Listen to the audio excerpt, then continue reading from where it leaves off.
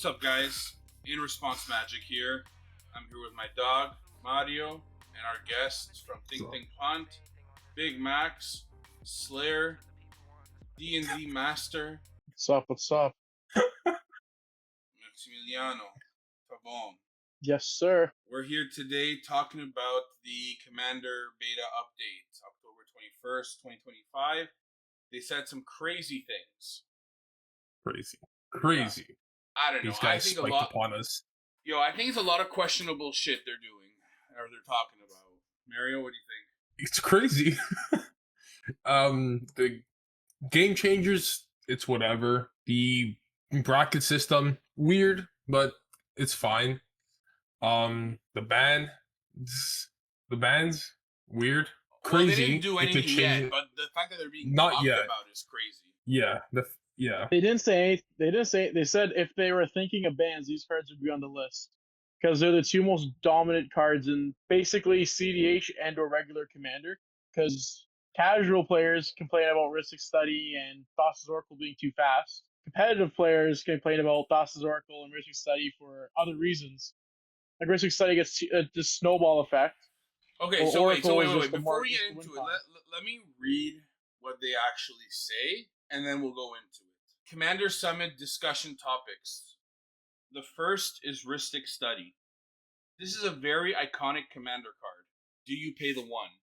Is baked into so many references around the format. It's one of the most snowbally card advantage engines in all of Commander. Many casual games where it's played let the Rhystic player run away with the game as people just cast spells into it. At higher bracket play like CEDH, it causes huge issues. However, as far as we can tell, it's loved by many. It's not quite as iconic to the format as Sol Ring, but it's not that far either. Is Commander more fun with Rhystic Study in it? Is there a world where it moves from being a game changer to being banned? To be clear, our current thinking around this leans towards no, as it's just so iconic for casual Commander. But if you have thoughts, we'd love to hear from you. They said a lot there. First of all, I just want to get the one thing out of the way. It's not quite as iconic to the format as Sol Ring, but it's not that far either. I don't think it's remotely close to Sol Ring. No, they're two different cards. Sol Ring, when you think Commander, you think Sol Ring. Every deck has Sol Ring. Every pre-con has had Sol Ring since the start. Sol Ring is considered the 10th piece of power. It's very, very good no matter what you do, but it's not extremely overwhelming where you could do stuff. Sol Ring is an iconic card of Commander, and that's what people think of Commander. This is also why Sol Ring has a billion printings. Yeah, I think Rhystic Study is just strong. And when you think of blue, you do think of Rhystic Study, but can we say... The thing is like, people want the card to get out of Commander, but the thing is like, it's only one mana. You know, like, you don't have to pay it, you can pay it. It's not like Mystic where you have to pay 4, right? That someone's guaranteed to wait, let's talk about this though. Mario, you don't pay the one sometimes. Max, I don't think I've ever seen you pay the one. But because I went on the turn. The thing is like, draw your card. Go ahead. I'd rather play what I have to play. If I have anything spared, yeah, I'll pay the one. But also, it's fine. It doesn't affect. We're all pretty confident in our decks. Like, I feel like we're the mindset where let's just finish the game and go again. So I don't think Rhystic is very strong. Don't get me wrong. But is it possible that it's just a lot of people playing Commander are casual and they're just salty? Like, I don't know. I feel like there's this mindset where we have to just play casual. And Rhystic Study, I think, is a great card every bracket. And obviously better in the higher bracket. But I think this is a people problem, not a card problem. Yeah, I could say that. The problem with Rhystic Study is you two might not see a problem with it because, for one, your decks aren't built to win like on the spot. Your decks will take a couple of turns to get there. Whereas in other decks that have Rhystic Study, if someone were to draw 6-7 cards, they could win on the spot. It all depends on the scenario you have it. One of my decks, I put it in there. It's okay, but it doesn't win the spot because it's more of a casual deck. But drawing cards is one of the strongest things you can do in the game. Yeah, You're forgetting. People. That's why Gataxian Probe was banned in every format. Not because it looks at your hand and gives information. It's a free card. You pay 2 life, draw a card. Rhystic Study, it just sits there and it draws you cards. Yeah, and it's hard to destroy. Enchantments are one of the hardest things to get rid of in the game. Even though there's so much enchantment removal, no one wants to waste spots on it. I think, I've heard this before. Most of the time, correct me if I'm wrong, I feel like there's always a green player at the table. Green decks should be running the enchantment removal that they have an abundance of. Not that many green. Okay, Chris, stop. Don't say anything. Chris, name me 4 spells that do that in green. I can't name them, but I can tell you them. Yeah, exactly. Look. Okay, wait. Oh, no, I got you. Force of Vigor. The split second one. Croson Grip. Okay, that sucks, but okay. Then, not to mention, there's creatures that just come in. What's that one creature?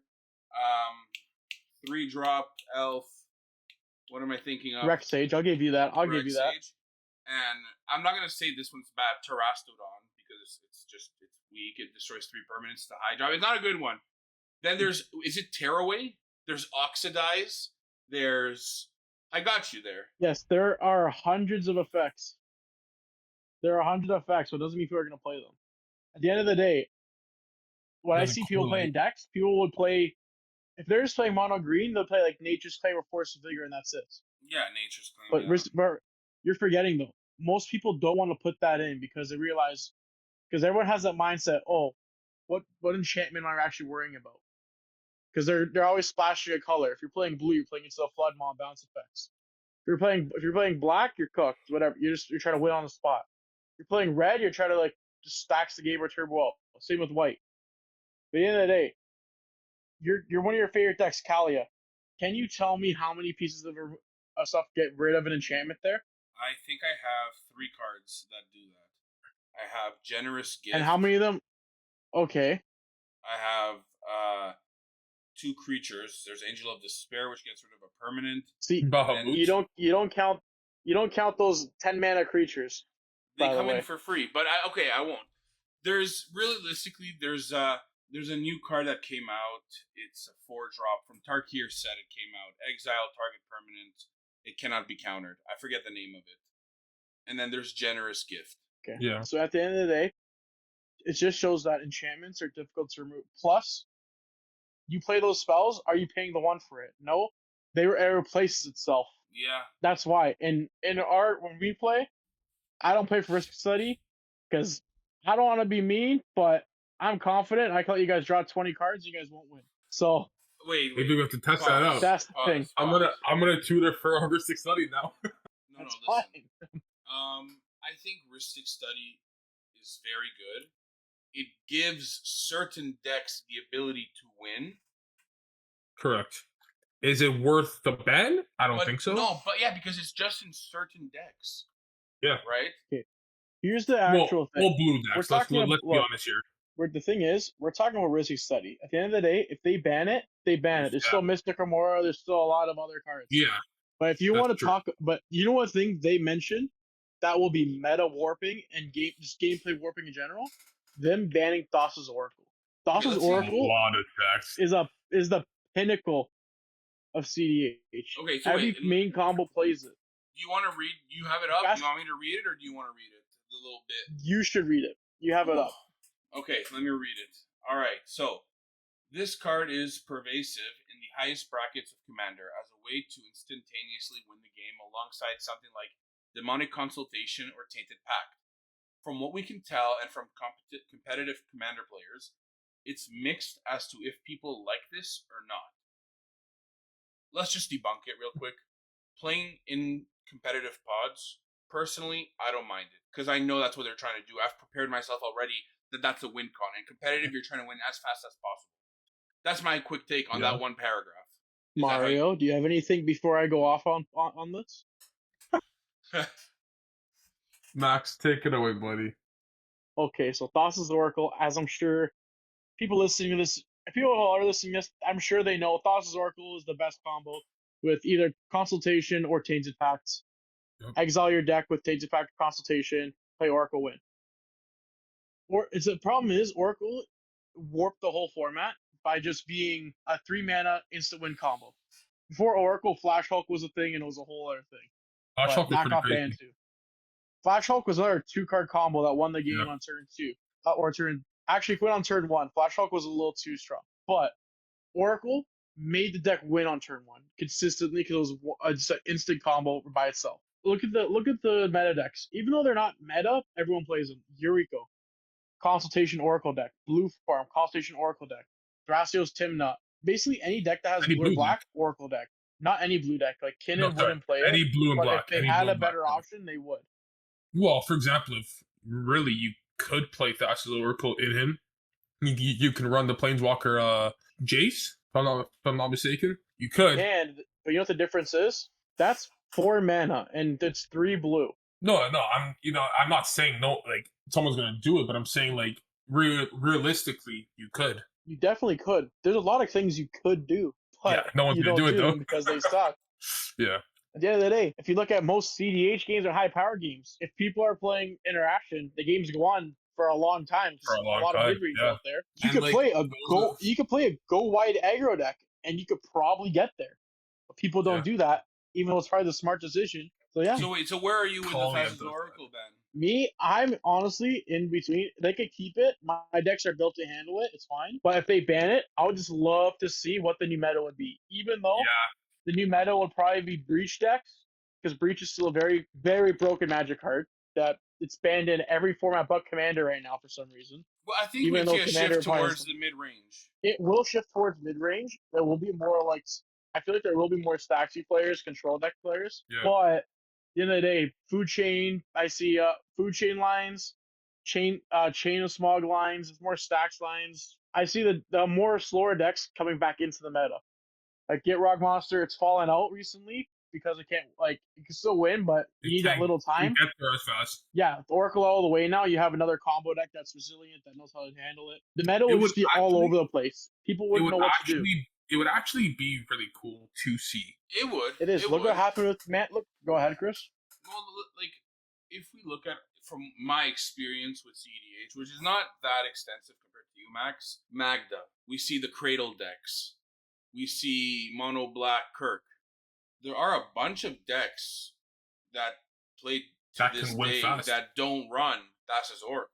So, at the end of the day, you can go to a tournament or any pod, and you can play whatever deck. If someone's not familiar with it, you can win. Look at Crick. Yep. If you're in a pod and no one has a piece of interaction in the first turn or two, there's a good chance they're going to win. Magda, same thing. Magda's a little bit more resilient because she's a 2-mana commander that's in red. But other than that makes treasures like crazy, so you can keep pumping her out. But if you look at it, look at the actual top tier decks in the format.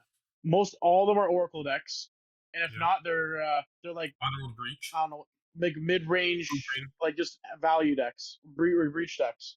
Yeah, that's legit what it is. Like, don't get me wrong, Oracle being banned, it will just spice up the meta. It's the same thing with when Mana Crypt and Jewel Lotus got banned. It spiced up the meta a bit. Some decks weren't as good, like Godo got nerfed. Godo before was insane. Now he's still good, but he's not like as good as he was. The Get Rock Monster, insane before. Winota was amazing before, but now it's not. So, okay, wait, hear me out. I just want to do a little quick comparison because there's like a massive difference. We're talking about banning cards, right? And we're talking about 2 cards. It sounds like, obviously, and I think like you said, Max, Rhystic Study gets banned, whatever, there's other cards. To me, that just goes to show that Rhystic Study, to be honest with you, I don't think it should be banned. But Thassa's Oracle look like it could make a massive change. If it does get banned, we're looking at a big change, and it doesn't sound like a bad change either. No, I think it's a good and bad change, but I think it's more for the good side. I feel like it would bring out more decks. More people would play that. Like more people would bring out those old decks that can't get there as fast. Exactly. It would be fun. It would be cool, and I think people would enjoy playing high power again. I know some people don't enjoy it. I know I love it. I know you guys love it, but I know a lot of people don't enjoy that fast-paced game because they like to take 25,000 turns. But I think it might be a cool change. I don't know what you guys think. That's my take on that. Your take is valid. Oracle. If Oracle gets banned, you're gonna see a lot of new decks coming out, a lot of more spice coming out. Yeah. It's just gonna be an overall. Like, to be honest, I play Oracle too. I play Oracle Demonic Tainted. Like, I play it. Yeah, there's times where I can win turn 3, turn 4. There's times where I can win turn 6, turn 7. You can win fast, you can win slow. It's the luck of the cards that you really draw, right? Okay, so I would like to just real quickly, thumbs up, thumbs down, Rhystic Study. If it should get banned, give it a thumbs up. If it shouldn't, give it a thumbs down. I'm gonna give it a thumbs down. I don't know. I'm in the middle. I would like to see that change. With Rhystic Study, I'm the same with. The issue is, I'm the same with Mario. Me personally, when cards get banned, I hate it. Don't get me wrong, there are some cards that should be banned, yes, but I believe that Magic this gets stronger and stronger, where you can unban a majority of the ban list, and it'll probably solve other issues. Like, I know you two don't play other formats, but like, I believe in Modern and Legacy, a bunch of cards can come off to ban list will be sick. Even in Commander, I think a bunch of cards can come off, and you'll be fine. Like Biorhythm, it's like whatever comes off, it'll be fine. There's a bunch of cards that could come off, and it'll be a good time. If it doesn't get banned, it still is technically one of the best combos. But it's just, if it does get banned, it just opens the meta up for other decks to come in, and it just shakes it up. It'll be a little spicy. So you don't have to worry about turn 2.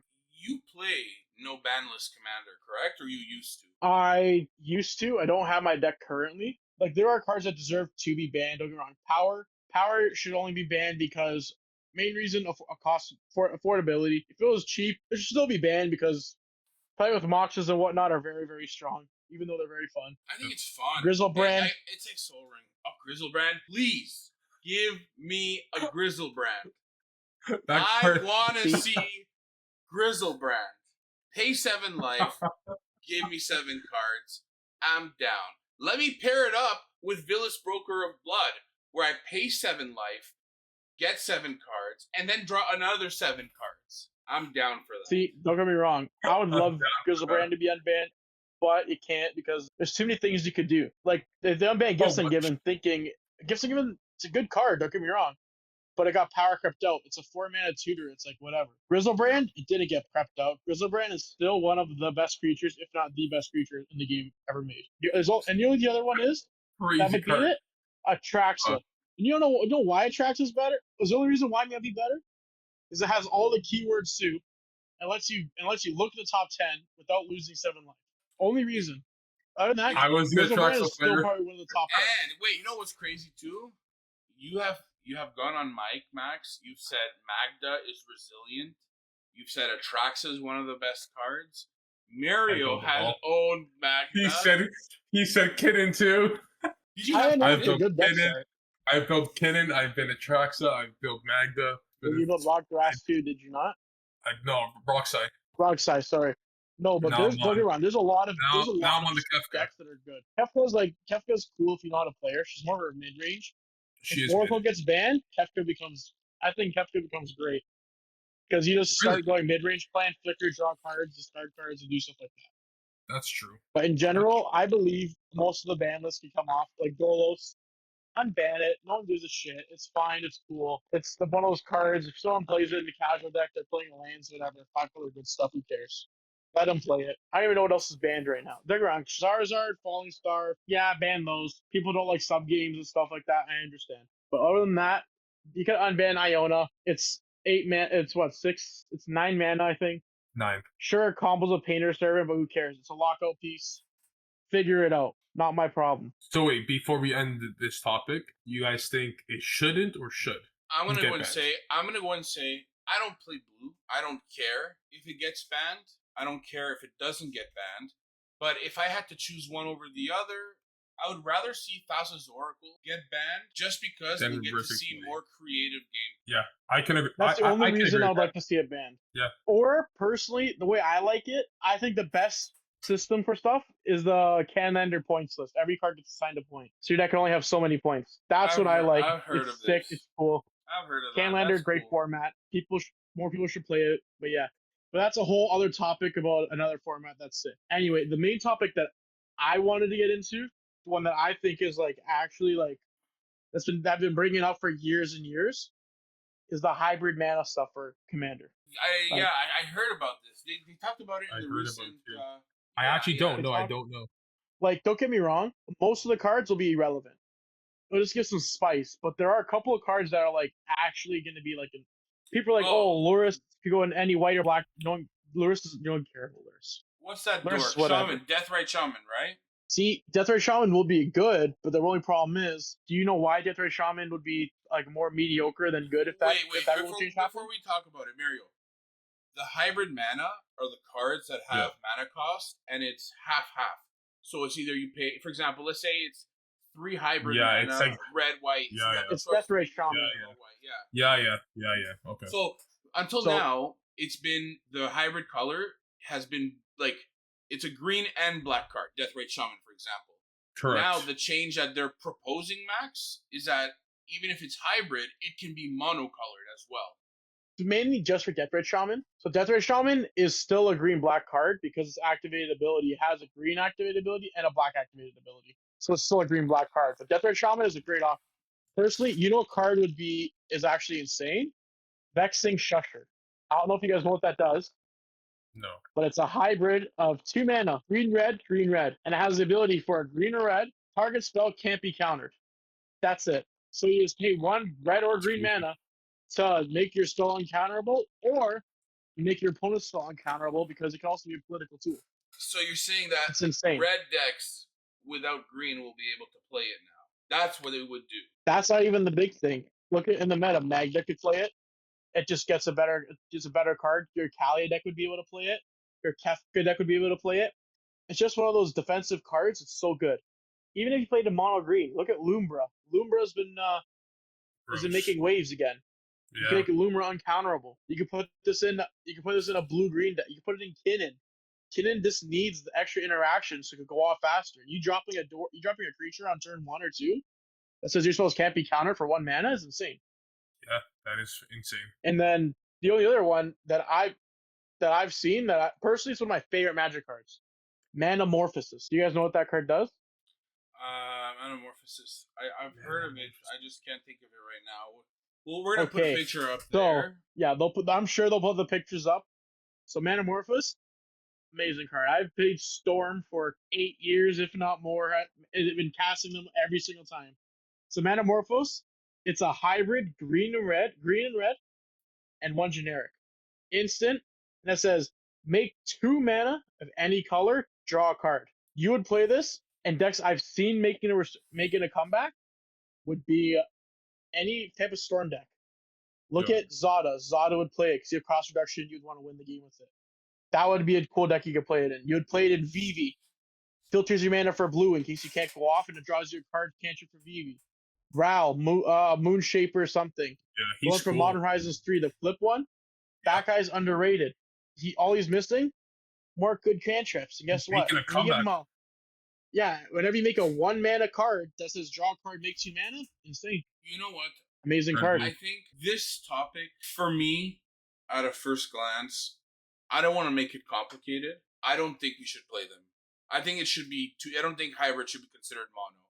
I think if it's hybrid... 100% agree with you. They shouldn't do it because they'll confuse the heck out of new players, even old players, because people don't know what will be what. 100% agree. Would it be cool? Yes, because there's a lot of cool cards. Fiend Artisan. That card there, extremely underrated. I never see anyone play it, but guess what? I think it's an insane card, but I don't have a home for it because the hybrid, whatever, it's green or black, but it's not a green or black card. It's either a mono green card that 2 something, or a mono black card that gives you something, or be good in any other deck. Yeah. That's the thing for me. You can play Fiend Artisan in your sack decks, your Rhystic cool. whatever. It would be cool to see that. Yeah, it would be cool to see that. I do agree.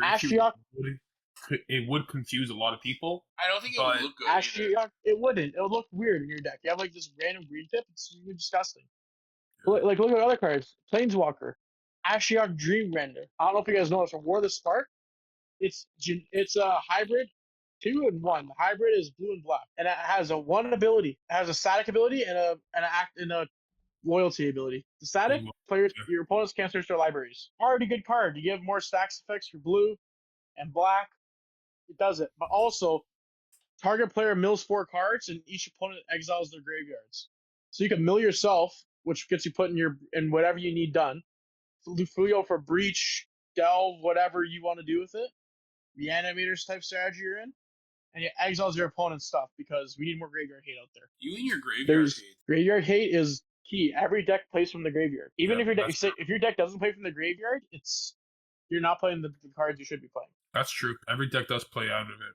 It's so handy to have utility. It is. To be able to get all Underworld Breach. It adds to your hand.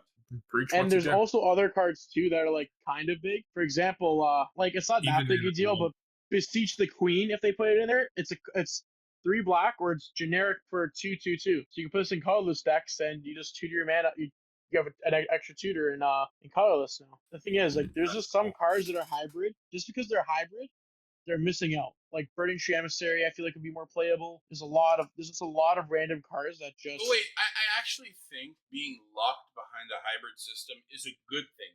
Whether they see enough play or not, I think it's a tool to decide, okay, do I want to build around these colors to maximize its value, right? Like, I think it's okay.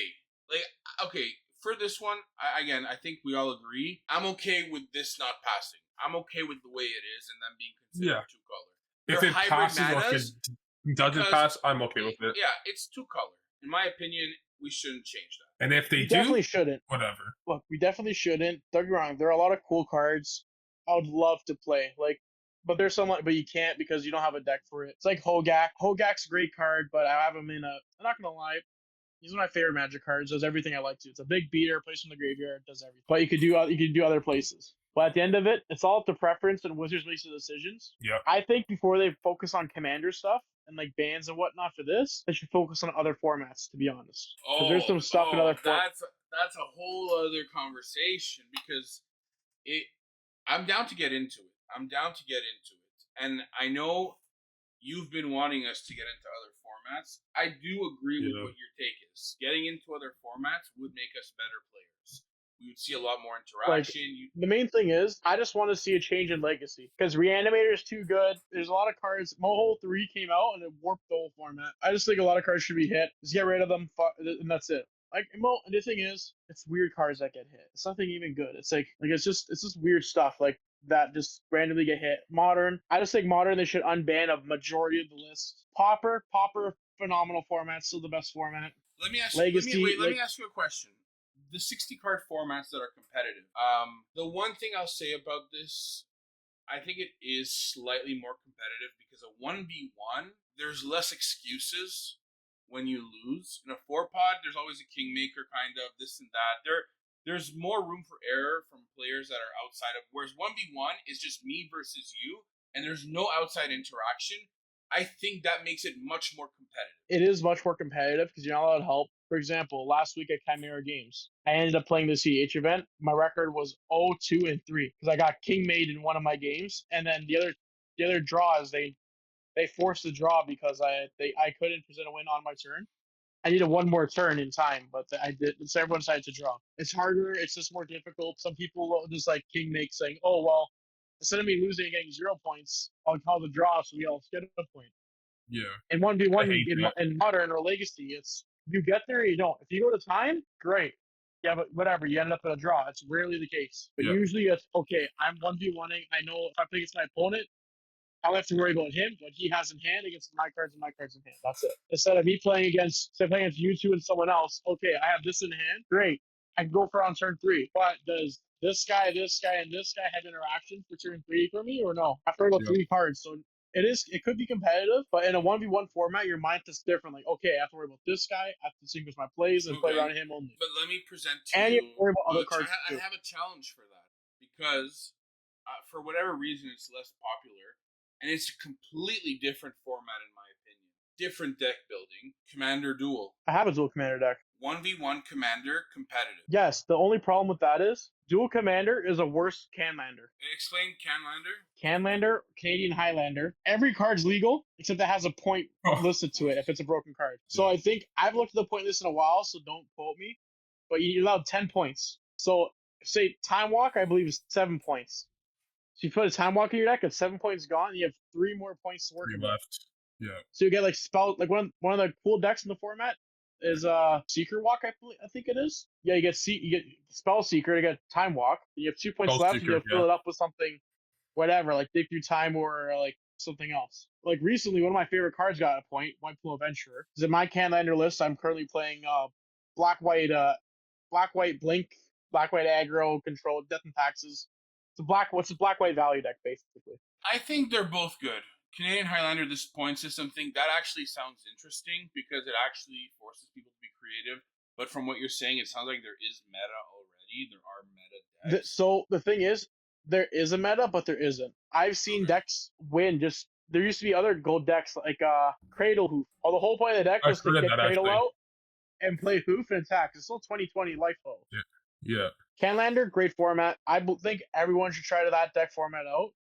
And more or less, everyone's okay with proxies in that format because no one expects you to buy power. Don't get me wrong. If you have power, you're cool. You're sick. If you proxy power, that's whatever, but you don't have power. It's always a flex having the real cards compared to like playing with a proxy. The point of, I think, what I'm trying to get at, and I think I'm going to hurt you, I think for Magic, just because of the popularity, the being able to play in a 4-pod, and just the design, the idea of a Commander, I do think that Magic is the future of... Commander is the future of Magic. Don't get me wrong. I agree. Commander only gets more and more popular because of the casual aspect. Because there are players that are like, oh, no, but that's okay. Forget the casual. I think that there's like a natural progression in sports, video games. And natural progression is, right now I started playing League. I am dog water. I'm less than dog water at League. But the goal is to win. I don't like the confidence you had in saying that. No, listen, I have my mains, I have my heroes, I'm getting better. I don't play video games, so. But listen. But wait. Going back to what you said about Commander, about how you see Commander being the number one. I only started playing, about 2 years ago now? 2.5. And what I can say now is I got into it from Commander. I did not know anything that was like all these things that you guys are saying and doing and stuff like that. I never knew any of it. So me coming into it now and me getting used to Commander and me now hearing about the legacy and like all these types of stuff, it's cool to me to see how there's other play forms that you could do. But I don't know. I think it does interest me to try it and maybe get into it. Like, for example, Mario, what I've been wanting to do... I love Commander, don't get me wrong. No, but I've been wanting to pick up the dual decks from Final Fantasy with Cloud and Sephiroth. And you and me just battle. And just play it out and see how it goes. I think it's interesting. I think it's cool. Chris, if you want, I have no problem doing it. I will proxy off 10 modern decks and 10 legacy decks. I'll find the best I'll find the decks that are wide ranges overall, and you and me will just play modern and legacy just to see what it's like. Because at the end of the day, I'll tell you this right now, Commander, despite what we want it will never be a actual competitive format for sanctioned play. Is there at the moment? Because there's too many variables. There are shops doing Commander tournaments. Does Magic recognize Commander as competitive? So the only reason why was look, shops can do it all they want because people want it. But actual competitive players will never do it. Do you know why? Because there's too many variables. For one, people could force draws, and that's it. They can force draws, and that's it. Games go to time. Slower players, you have to worry about that. In 1v1, you can call out for slow play. I've done it many times because some people are just garbage at the game. And 1v1, you can call them out on it. In a 4-player, they could justify, the board state's weird. But wait, there should be technicalities though, because in my opinion, a draw isn't a victory.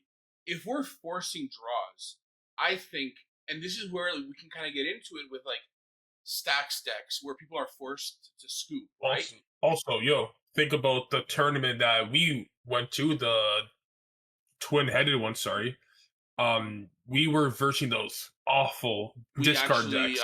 We came top 4. For your information to the viewers, with Fringe. No, not Fringe. Because what were you playing? You were playing Atraxa. I was playing Atraxa, but going towards what you were saying, going towards what you were saying before about the draws, we were on our last turn. The other team did not have any turns left. We were on our last turn. Luckily, Atraxa got there with the food chain. But other than that, the judge was going to end it off as a draw, which is crazy because I feel like I don't think I agree with that time and ending it off on a draw. I feel like somebody should win. You have to end it on a draw because like at some point there are some ways to tiebreakers. People say like, oh, whoever has more life at the end of it wins it. Whoever has more cards in hand, but at the end of the day, people will just build decks where it just controls the board until it's kind of a draw.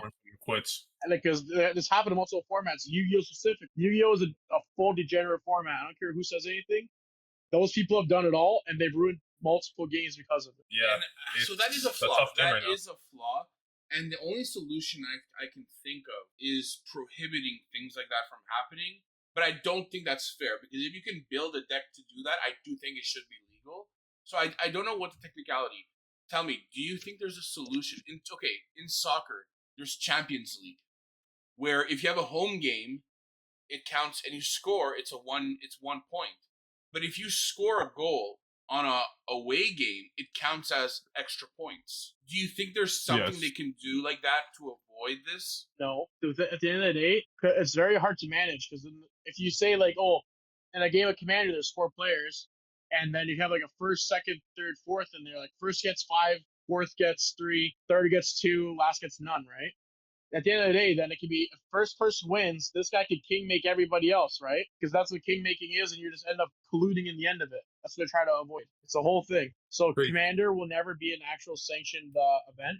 Don't get me wrong. CDH events, super fun. You play them I go to every single one, a face-to-face tour. I go to the Toronto ones, Montreal, anywhere drivable for me around Toronto area. I'll go. Niagara Falls is fun. Great time. Chimera Games, they do it. I go. If I see a store that will do it that I'm able to get to, I will go support the store. Phenomenal, because CDH is fun. Also, the problem is, there's always those losers out there though, that they'll try to play like, oh, I'm gonna force a draw. Like if I play, yes. I don't care. I don't care if I win or lose. I go to play the game because Magic. Surprisingly, I like the game. I'm playing for 13ish years. I've been playing since I was like a young child. But most people don't. Like some people, not gonna lie, like Mario, started playing Commander, decided to build a top tier meta deck right away afterwards, and then he never learned to play the game properly. So he's cooked now. Well, okay, he's cooked now. In my opinion, the only thing he's missing out on is just slow Magic because we're playing. There is no slow Magic. Oh, like so. There is slow Magic. I think Precon Magic is slow Magic. If you're going past turn 10, you're slow Magic. Yeah, turn 10, obviously that's slow Magic, but at the same time, and even the casual Commander players like to admit, the average Commander game is 6 turns now. A couple years ago, it was 8 turns. Big difference in 6 turns. I'll tell you that right now. In our group, if no one does anything, if no one interacts with you for the first 4 turns of the game, 3 turns of the game, that person's winning the game. Yeah. But that's why I like to build. I like playing control. I like playing my combo decks. One of my favorite decks, and actually looks like to be one of my strongest decks I ever made with a 99% win rate, it looked like, was my Paco and Held control deck. And most people couldn't be able to beat it because I was able to control the board and stop people. Because everyone wants to go fast. Like, you two played against it. I remember you guys seen what it was like. I stopped everyone from doing everything. I'm not going to lie. I wasn't stressed about it. Honestly, the only deck in our group that tilts me is Jonathan. The only reason why it's good, because I tell everyone this. People get mad all they want. There's Jonathan Harker. It's 6 mana to flip. The only reason why people let it happen is because when you target his stuff, he cries and says no. I tell him this every time, even when he plays Vivi. He's like, I'm not going to win. I'm like, okay, well, you have 7 cards in hand. You resolve Vivi, and you have 6 mana on your next turn. I'm targeting your Vivi to get rid of it. And then he's like, well, I can't play now. I'm like, well, it's not my fault. Same with Jonathan. If you get rid of Jonathan, the deck folds completely. Yep. That's another thing, too. I come from an era where I was taught to play Commander, where your Commander would get tucked into your deck, no matter what. If someone bounces it and discards your hand, your Commander's discarded. There was no move to the command zone, nothing. Yeah. I guess when I was young, and they played with old rules to teach me. So all my decks now, the Commander means nothing. It's there for the color pairing, and that's it. I can switch whatever I want. The commander will not. Don't get me wrong. Sometimes the deck will be useful. Sometimes, well, Paku and Halden, it's a control deck. Paku is my finisher. That's it. My Gandalf Eggs deck, guess what? I don't need Gandalf to go off, but it goes off. The only deck I built that has that revolves around the commander is this new guy, that Palgon, the jellyfish wizard that draws cards on ETB. Did you finish it? But that deck, I did. That deck's a garbage deck. It's bad. But you know what? It's funny. All I want to do is draw cards. In the Enders, I draw like 9 cards minimum. So it works out. Really good. Did I win? No. Okay. Phenomenal. There's one more thing I want to do. I want to go over the You said game one more changers thing, right? list. Yeah, the game changers list. The game changers. And we're gonna go through it quick. We can talk about the ones we want to talk about. I want to start at the top. Drannith Magistrate. I don't think it should be a game changer. It should be. Only reason I'm saying is because a lot of people still build their decks around their commanders. No, but that's a deck building issue. I don't think that's why, because there's a lot of bad players in the game. People get me all they want. But should we be building around bad players? Should a game changers list be built around bad players? It shouldn't, but that's what's gonna happen. I think it shouldn't be. There's a lot of cards that shouldn't be, but people don't play it. Like Lightning Bolt. That card deals with so many problems, but guess what? People don't play it. Why? Because they don't think of the fact that, 1 red mana, deal 3 damage, kills a creature, and all the thing. Well, this isn't going to kill my opponent. If it's a dead card in hand, one has creatures. People are just bad. Drannith, it's only on there because of Sacio from playing their commanders, which is fair in a game called Commander. So you think it should be a game changer? I agree it should be a game changer. I don't think it should be a game changer. Mario? I think it is a game changer. Only because, it keeps your commander away. And most decks in Commander resolve under your commander. So if that's on the board, a lot of people go, oh, I'm screwed. And like he said, no one really runs that much stuff to get rid of cards. Which goes to say that, Drannith could be a game changer. Okay, with the game of Commander, we pick one card and we build a deck around it. Again, Max mentioned earlier, back in the day, you don't. It's just there for color splashing. I think that it ruins plans, but I think a good deck should still operate. Not the same way with the Commander, but correct. I think a good deck should be able to play through a Drannith Magistrate. Yeah. Like, if a Drannith Magistrate's on, even if I'm playing Kalia and I have to cheat big things out, I'm not complaining. I'm annoyed, but guess what? I'm still going to find a way to try and do something. It might be slower, but guess what? If someone has Tiny Bones, Kefka, all these cards where it's like, just you're getting so much value. Kinnan. Keep Kinnan in your command zone. I like Drannith Magistrate. This is your fault for building Commander deck where it only runs off of your Commander. Learn. I want more people to go through the Drannith Magistrate. Learn. Suffer. So here's the problem. A lot of people don't learn. Because I've noticed 4 out of 5 Magic players are bad at the game. That's what I've noticed. Okay, what do you consider bad? I consider people bad that don't know how to properly threat assess, even though it's usually everyone. People that don't know how to deck build properly. People that don't try to deck build, like they'll just copy a list off of something and that's it. They don't expand their knowledge. They don't know how to properly evaluate cards. Like they'll look at something and be like, this card sucks, even though it's good. Okay. And then just overall, like people just don't know how to keep track of like their board state. Mm-hmm. Like if someone's playing it, they miss their triggers and they expect, if I trigger, I'm going to take it anyway. So I agree with you, except for one thing you said. Threat assessment. People don't know how to threat assess? I think people play Magic differently. Some people just want to watch the world burn. They don't care about winning. They're there just to have a good time. And I think that's valid. That's fair. But at the end of the day, there's a lot of people that don't. And they're still bad. You'll notice exactly. Like they'll misplay. And they'll be like, I'm going to take that all back. You know what? I'm going to bring up a story. Let's call this person Johnny for this scenario so we don't hurt his feelings. Looks at the board. Tries to win the game. Messes up. Plays a tutor. Searches his deck. Has all the cards in play. Messes it up. Looks at me and my buddy. He's like, I messed it up. You know what? You can take it all back and do it again, we told him. What did he do? Another mistake. Do the same thing. Mess up the whole thing again. Do you know who this Johnny is? You want to take a guess at who this was? Oh, it could be me. It could be Mario. It was you. Which It one? was When? When was this? What deck was that playing? at Derpy Car. This is with your Kalia deck. Oh Honestly, no! I'm not gonna lie. Almost every game I've played with you, you have done something wrong completely. Whether it's you misplay, It happens. mess up the combo, or try like I'm not gonna lie. I don't even want to be mean. I guess I try to remember. I don't remember this. You tend to bring things up like this, and I don't remember. I don't know. I don't remember. Do you want to call? Do you want to call the person who was playing with us? You know he's up right now. Shervin. Or listen. you know what? Wait, we'll wait for another time. I don't. Wait. Listen. I don't think I did takesy backsies. I don't think I did the takesy backs, and then did the mistake again. You said you messed up, and you were gonna concede, and we said, you know what? Do it again. While him and I were talking about something, proceed to look back at you what you're thinking, and you still messed it up. I think we're gonna cut this bit. No, I'm gonna keep it. We're gonna keep it. You keep this in. I don't consider. Listen, guys. Mistakes happen, and it's how we learn. You play the game, you learn as you go. I've been playing for a long time. Only recently did I get into playing more higher level and more serious. Listen, guys, mistakes are good. You learn from them. I make mistakes. I'm learning. You say that, but I see you make the same mistake every other game.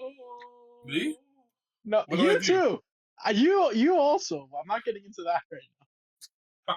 Only one person's getting the cannon fire right now. Alright, we'll skip past that. Okay. Because it doesn't.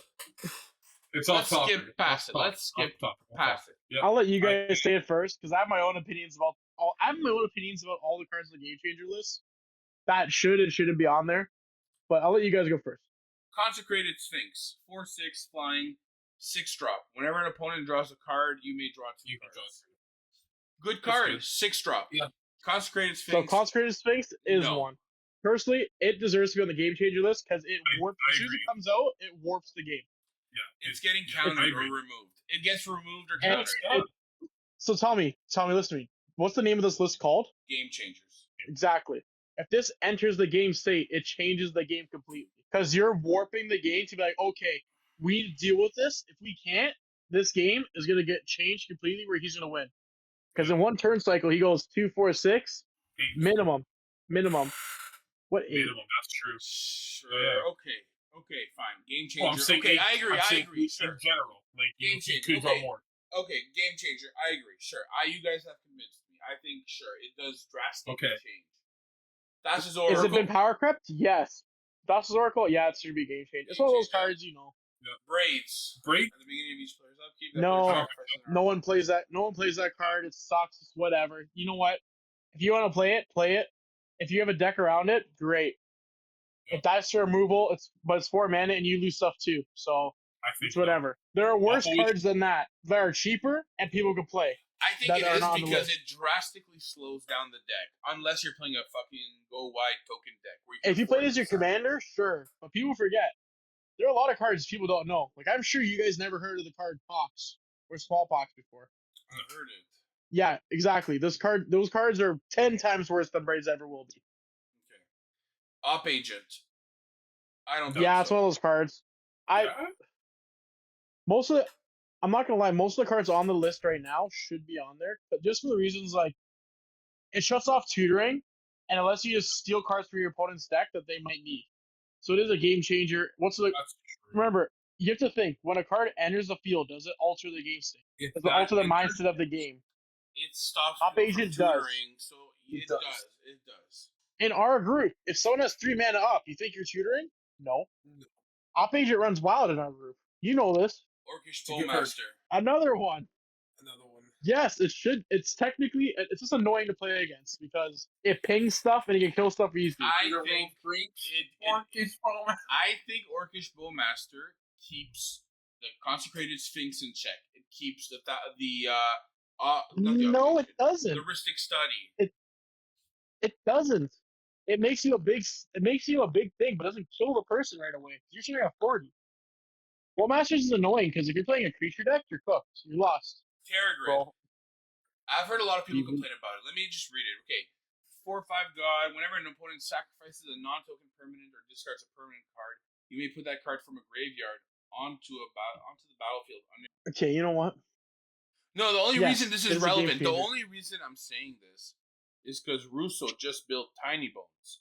This is much better than Tiny Bones. The only difference is Tiny Bones is a 2-drop. Yeah, you know why? This is much okay. Turgid's annoying.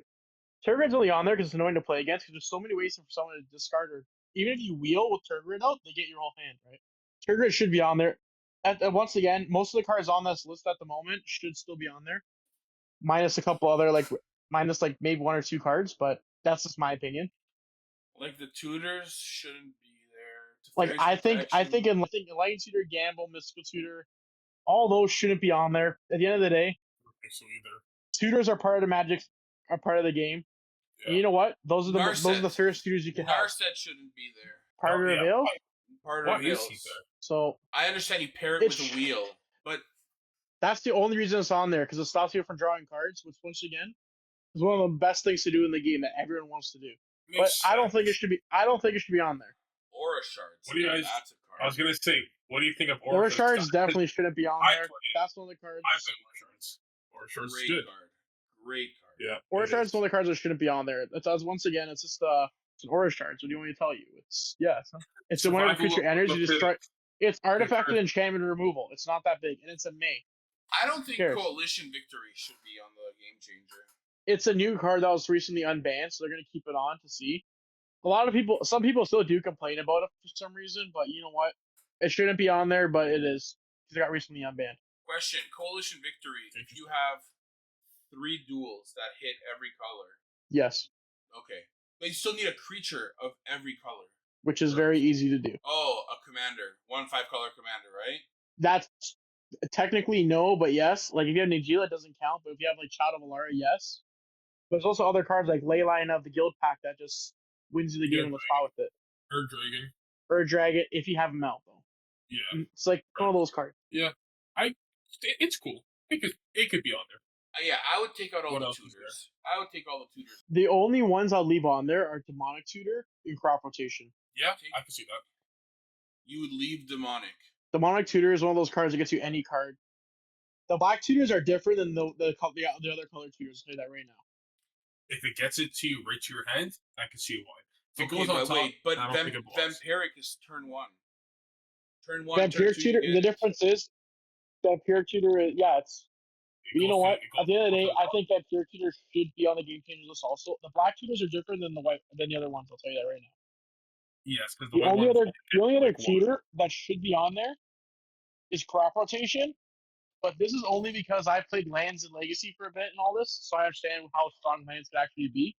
If Gaia's Cradle is in and it should be, Crop Rotation should 100% be here, because Crop Rotation is going to get a Cradle every time. Correct, but it's not even just about not even about just Cradle. There's a lot of other lands. They might be expensive, but there are a lot of our amazing lands. Bazaar, Baghdad, Tabernacle, Mishra's Workshop.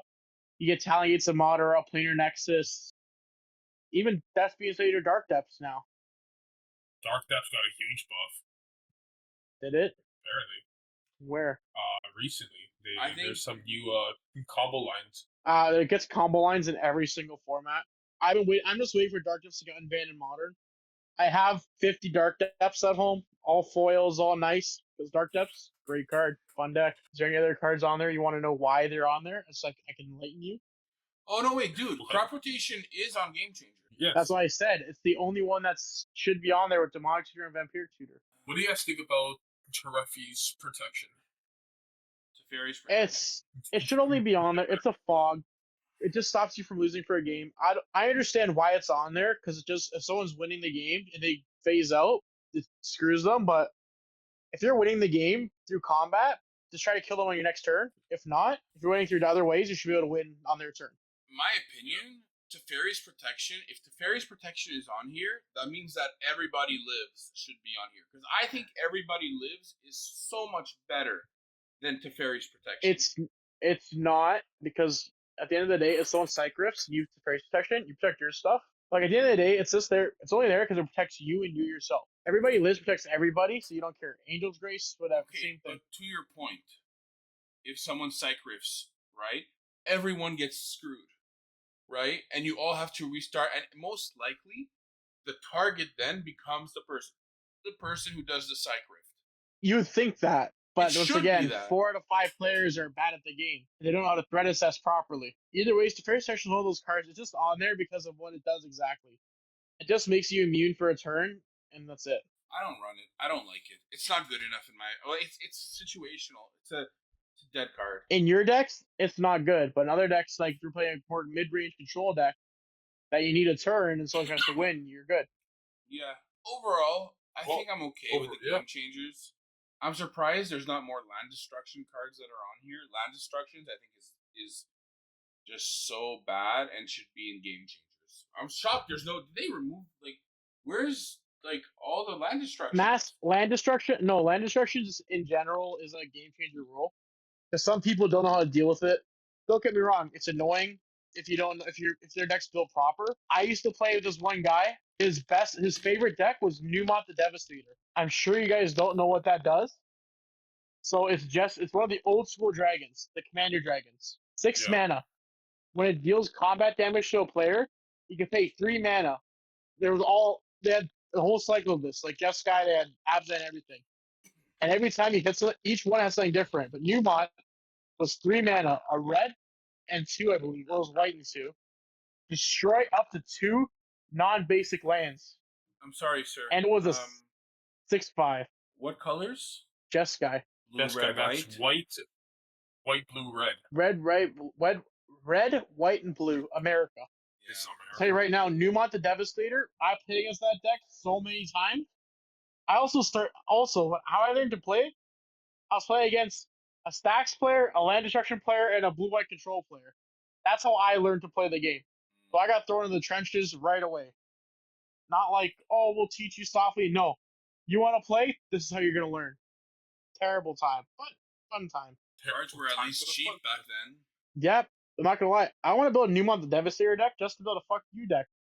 Just when I play with you guys, you'll learn what it's like back in the day. Back in my good old days. All right, we're going to end the episode. Right.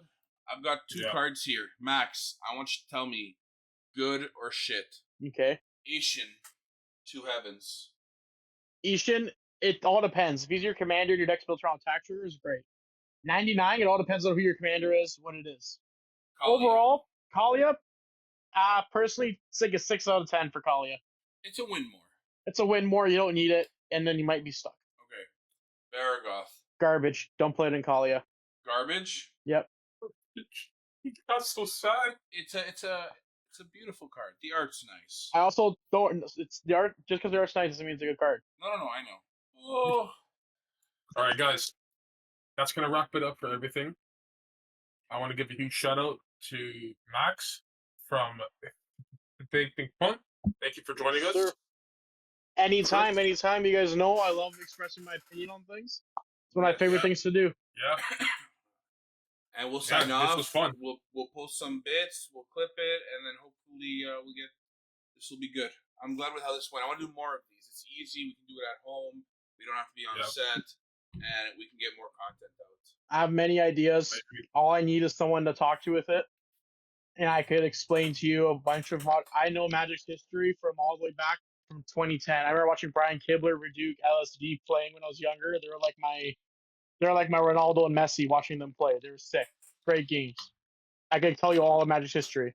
Max, I'm ending the episode after you answer this. No outro, nothing else. You answer this question, and then I end it after your answer. Top 5 players you know. Okay? Who's the best one? I'm waiting for you to say yourself. I would, but I'm not. There's better players than me. That I know personally. Yeah. Or like in our group. In our group. In our group, me. Shervin, Tommy. In our group, Patrick. The people you have met, it goes probably me. Oh, Patrick's near the bottom with you and Mario. Our top 3 best players in our group will probably be me, then Shervin, then Tom. Tar and Tommy are like tied for 3rd. Rank it, put it 2-3. Who's 1, 2, 3? And I'm ending. Shervin is 2nd. So Tar is 3 because he has all the cards. Guys, you're number 1.